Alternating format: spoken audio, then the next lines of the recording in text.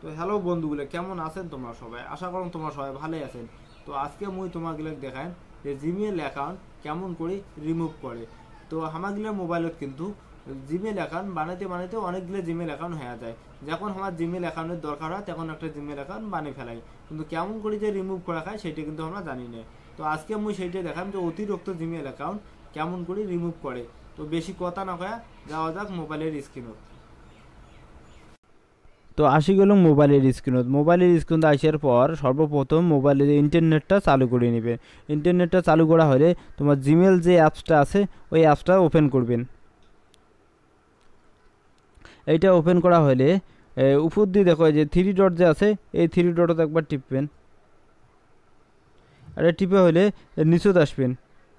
নিচত যে সেটিং অপশানটা আছে ওই সেটিংত যাইবেন। এটা যাবেন। অ্যাডে যাওয়ার পর তোমার যতগুলো জিমেল অ্যাকাউন্ট আছে অ্যাডে কিন্তু শো করাইবে, ঠিক আছে।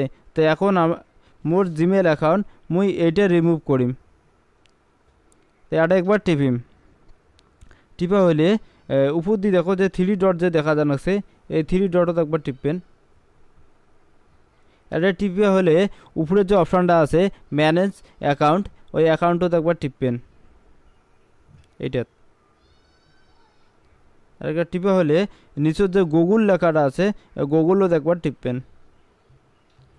টিপার পর ওই জিমেল অ্যাকাউন্টটা সিলেক্ট করে নেবেন, ঠিক আছে। ওটা নেওয়ার পর এই যে মোর যে লেখাটা আছে নিচত এই মোড়ত একবার যাবেন। মোড় যাওয়ার পর এটা দেখো এটা কিন্তু রিমুভ অ্যাকাউন্ট, এই রিমুভ অ্যাকাউন্টত যাবেন। এটা যাওয়ার পর একটা মেসেজ আছে, তোমার যে মেসেজগুলো আছে ওগুলো কিন্তু রিমুভ হইবে বা ডিলিট হয়ে যাবে, ঠিক আছে। তা এখন কি করব, রিমুভ করব।